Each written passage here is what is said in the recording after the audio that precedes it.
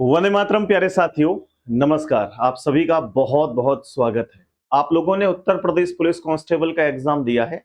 Exam के बाद से ही आप बड़े चिंतित हैं, आप बड़े उत्सुक हैं ये जानने के लिए कि इस बार सेफ स्कोर क्या रह सकता है। साथियों, बहुत सारे स्टूडेंट तो ऐसे हैं जिनके नंबर लगभग किनारे पर हैं और नंबर आ भी सकता है, लेकिन अभी तक उन लोगों ने फिजिकल की तैयारी करना शुरू नहीं किया है।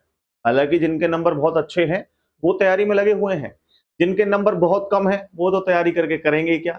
लेकिन जिनके बिल्कुल बीच में है, जिनके नंबर आने की भी संभावना है और लगता है कि नंबर नहीं भी आ सकता, वो लोग बड़े चिंतित हैं, वो लोग बहुत परेशान हैं, वो फिजिकल की तैयारी में अभी तक लगे ही नहीं है। साथियों, मैं आप लोगों को ये भी बता देता हूं कि बहुत सारा प्रभाव पड़ता है आपके नॉर्मलाइजेशन को लेकर के। तो नॉर्मलाइजेशन में कई बार नंबर बढ़ जाते हैं और कई कई नंबर बढ़ जाते हैं।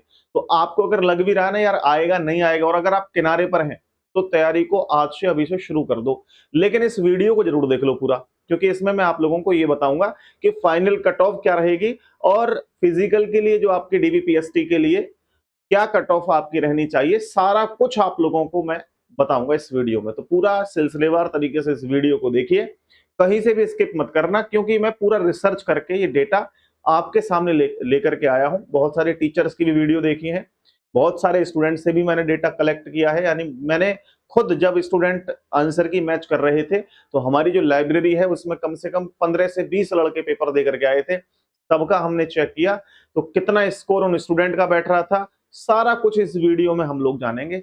चलिए, सबसे पहले मैं आपको बता देता हूं दोस्तों एक बेसिक सी जानकारी, जो कि आप सबको पता भी होगा, लेकिन फिर भी क्योंकि जब मैं जानकारी आपको दे रहा हूं तो थोड़ा डेटा आपको भी पता होना चाहिए। वैसे सबको पता होगा ये भी मुझे लगता है।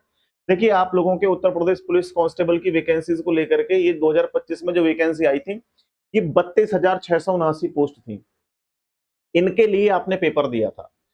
अब अगर बात करें कितने स्टूडेंट ने फॉर्म फिल किया था इस वैकेंसी को लेकर के, तो 29 लाख प्लस स्टूडेंट ऐसे थे जिन्होंने इस वैकेंसी के लिए फॉर्म भरा।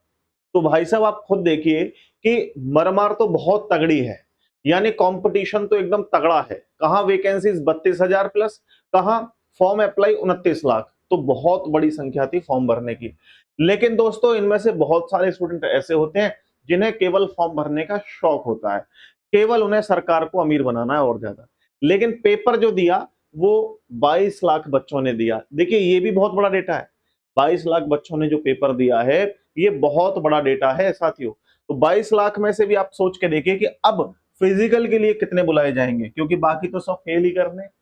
भाई कितने भी नंबर हो, ठीक है ना, टॉप स्टूडेंट तो उठाए जाएंगे। तो डेफिनेटली अगर बात करें 22 लाख में से कितने बच्चे पास किए जाएंगे, तो वैकेंसीज कितनी है? 32,600 प्लस। इसके आप ढाई गुने कर लो तो करीब 81,000 के आसपास जो स्टूडेंट हैं वो फिजिकल के लिए बुलाए जाएंगे। यानी कि पहली ही श्रेणी में इतने बच्चे कम से कम पास करने हैं। क्या आप लोग इस पूरी श्रेणी के अंदर आते हो या नहीं आते हो, ये थोड़ी देर में जानेंगे।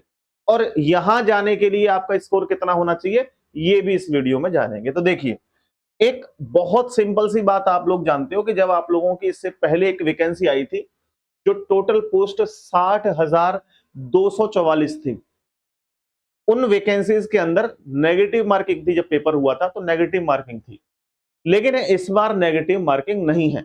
नेगेटिव मार्किंग होने से और ना होने से बहुत बड़ा फर्क पड़ता है। मैं आप लोगों को ये जो कट ऑफ बताने वाला हूं, ये आंसर की के बाद की कट ऑफ है ये, ठीक है। मैंने सब आंसर की देखी है, बहुत सारे स्टूडेंट की मिलाई है, खुद भी चेक करी है, ठीक है। यहां पहले जो नेगेटिव मार्किंग थी वो 1/4 की नेगेटिव मार्किंग थी, यानी 0.5 अंक कटते थे अगर गलत करके आए तो। पेपर का स्तर मॉडरेट था, मॉडरेट से कठिन था, यानी कि आप ये कह सकते हैं सामान्य से थोड़ा कठिन था। क्या इस बार पेपर बहुत इजी था? नहीं यार, जो लोग ये कह रहे हैं ना पेपर बहुत इजी था, बहुत इजी नहीं था। हाँ, 5-10% हो सकता है कि पेपर इजी हो, क्योंकि मुझे जीएस में और रीजनिंग में कुछ क्वेश्चन ऐसे लग रहे थे जो बहुत आसान थे। जिसने कभी भी अगर रीजनिंग को ना पढ़ा हो, जिसने जीएस को कभी भी ना पढ़ा हो, वो भी उन क्वेश्चनों को सही करके आ सकता है। कुछ ऐसे क्वेश्चन थे, ठीक है। तो 5-10% हो सकता है कि भाई थोड़ा पेपर इजी था। लेकिन पहले जब नेगेटिव मार्किंग हुआ करती थी तो स्टूडेंट तुक्काबाजी नहीं करते थे। उसका एक बहुत बड़ा कारण ये था कि ज्यादा अगर वो तुक्काबाजी करेंगे और गलत हो गए हमारे, तो सीधा सीधा आप लोग जानते हैं कि नेगेटिव मार्किंग है और माइनस में आपकी कहानी आ जाएगी। इस बार नेगेटिव मार्किंग का कोई चक्कर ही नहीं है। तो भाई अब पेपर भी थोड़ा सा आसान है। तो यहाँ 25 प्रश्नों में से 6 से 7 तुक्के सही होने की 100% संभावना होती है। जरा देखो ये क्या है, 6 से 7 प्रश्न।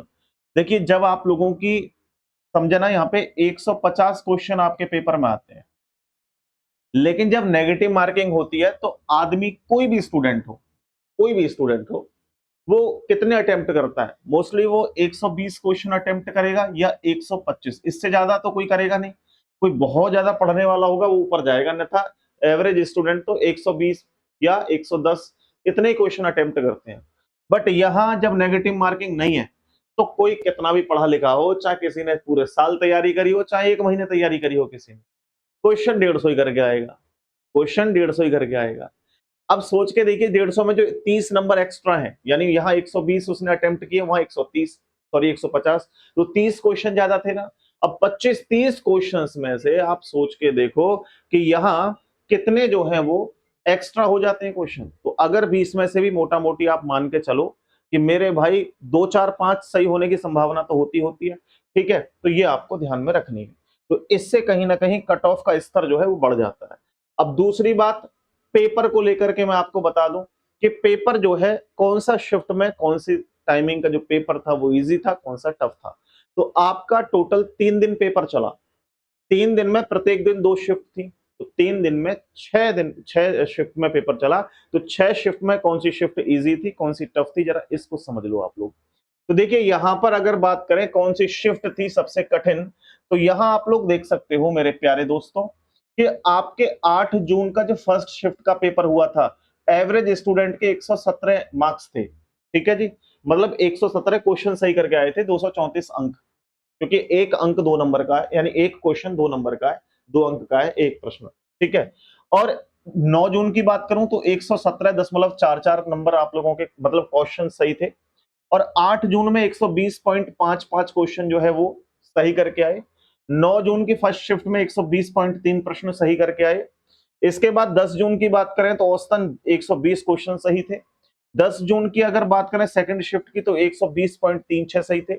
यानी सबसे कठिन कोई शिफ्ट थी तो वो ये वाली शिफ्ट से सबसे कम नंबर यहाँ पर स्टूडेंट के आए थे, केवल 234 नंबर थे, 117 मार्क्स, वो 117 जो है क्वेश्चन सही करके आए थे, ये एवरेज है। तो इस हिसाब से देखें तो इस वाली शिफ्ट में और इस वाली शिफ्ट में, इनमें जो है स्टूडेंट को सबसे ज्यादा लाभ मिलेगा। कितना लाभ मिल सकता है?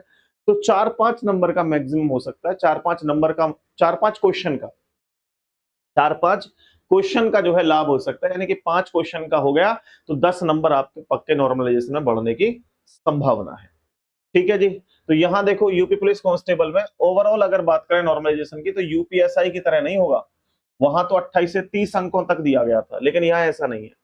9 जून के जो सेकंड शिफ्ट के और 8 जून के फर्स्ट शिफ्ट के स्टूडेंट हैं उनको 10 से 14 अंकों तक का, यानी 5 से 7 प्रश्नों तक का फायदा देखने को मिल सकता है। अब सोच के देखिए, आपके 8 जून की फर्स्ट शिफ्ट में 118 प्रश्न सही हैं, आपके रॉ स्कोर, आपको नॉर्मलाइजेशन मिला, 7 प्रश्न का नॉर्मलाइजेशन मिल गया तो 125 प्रश्न हो गए। अब यहां आप सेफ जोन में हो गए, ठीक है। अब इस हिसाब से इन आंकड़ों को देखें तो कितनी कट ऑफ रह सकती है, जरा एक सेकंड में आप समझ लेना। देखिए प्रश्नों की अगर संख्या की बात करें तो एक प्रश्न 2 नंबर का है, बार बार यही बता रहा हूं। तो अगर आपके यूआर कैटेगरी से मेल कैंडिडेट हैं तो 123 प्लस आप लोगों के नंबर बन रहे हैं, तो आप सेफ स्कोर में हैं। फिर एक बात बता रहा हूं, ये 2-3 नंबर ऊपर नीचे, ऊपर तो नहीं होंगे, नीचे भी हो सकते हैं 3-4 नंबर, 3-4 नंबर, 3-4 प्रश्न।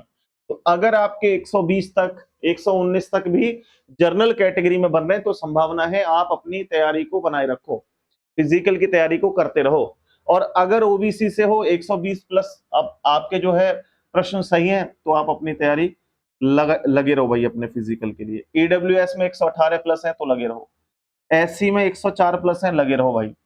एसटी में अगर बात करें 87 प्लस है तो आप 100% जो है अपने फिजिकल की तैयारी में लग जाओ, आपका बुलावा आ जाएगा भाई साहब। और दौड़ नहीं लगी तो मामला बेकार हो जाएगा। फीमेल्स के लिए देखो, यूआर कैटेगरी में 115 प्लस है, सेफ स्कोर है। ओबीसी में 115 प्लस है, सेफ स्कोर है। 113 ईडब्ल्यूएस में सेफ स्कोर है। 98 एससी में सेफ स्कोर है। 81 आपका एसटी में सेफ स्कोर है, ठीक है जी। तो यहां आप खुद देख सकते हैं सेफ स्कोर क्या रह सकता है। अब ये मैं नॉर्मली अगर आपसे कहूं कि भाई रनिंग की तैयारी अभी तक नहीं की है तो प्लीज कर लो, क्योंकि कई बार ऐसा हो जाता है कि हमारे नंबर तो अच्छे हैं लेकिन रनिंग नहीं होगी, वहां पे उछल कूद नहीं होगी, फिजिकल बेकार हो जाएगा तो फिर घर बैठ जाओगे। अब जिन स्टूडेंट के नंबर कम है उनको क्या करना चाहिए? जिन स्टूडेंट के नंबर कम है उनको क्या करना चाहिए? आने वाली एसएससी के एग्जाम्स की तैयारी करनी चाहिए, आने वाले रेलवे के एग्जाम्स की तैयारी करनी चाहिए। और फिर माननीय योगी आदित्यनाथ जी ने अनाउंसमेंट किया है कि यूपी पुलिस की दोबारा से वैकेंसी आ रही है, तो इनकी तैयारी करनी चाहिए। और इनकी तैयारी में फिर अगर वही रहा कि वैकेंसी आएंगी तब लग जाऊंगा, बेवकूफी होगी, महाबेवकूफी। आज से अभी से तैयारी में लग जाओ, आज से ही, ठीक है जी, आज से ही तैयारी में लग जाओ। और हम तैयारी में आपके साथ हैं। आप कंपटीशन गुरु यूट्यूब चैनल पर विजिट करो सारे साथी, ठीक है भाई, आप कंपटीशन गुरु यूट्यूब चैनल पर विजिट करो सारे के सारे साथी। और आज से ही शाम को 7 बजे से आपकी मैराथन क्लासेस चलनी है। आपके आज कोडिंग डिकोडिंग की क्लास होगी, कल ब्लड रिलेशन की होगी, ये 7 बजे टाइमिंग है शाम को डेली। इसके अलावा 9 बजे रात को मैथ्स की क्लास चलेगी। तो ये आपकी रेगुलर क्लासेस होंगी। आपसे मैं कह रहा हूं बार बार, अपनी तैयारी को बिल्कुल मत छोड़ो दोस्तों। अपनी तैयारी को आप छोड़ दोगे तो आप बहुत बेकार बुरी तरह से फंस जाओगे। तो आपसे बस इतना ही रिक्वेस्ट करता हूं कि आज से अभी से तैयारी में लग जाओ दोस्तों। और जिनका नंबर आ गया है या जिनके आने की पूरी संभावना है उनको बेस्ट ऑफ लक। ईश्वर करे आप जल्दी से जॉब लगे और कामयाब होकर के अच्छे अच्छे काम करें, है ना, ईमानदारी से काम करें। और हम कभी आपसे मिलें तो मेरे भाई नमस्कार, राम राम, अच्छे से हो, बस यही प्रार्थना ईश्वर से करता हूं। और आपकी जो जीवन की नई एक शुरुआत होगी, नया एक काम करने का जो है तरीका होगा, उसके लिए एक बार फिर से आपको बेस्ट ऑफ लक कहता हूं। बहुत बहुत धन्यवाद, नमस्कार।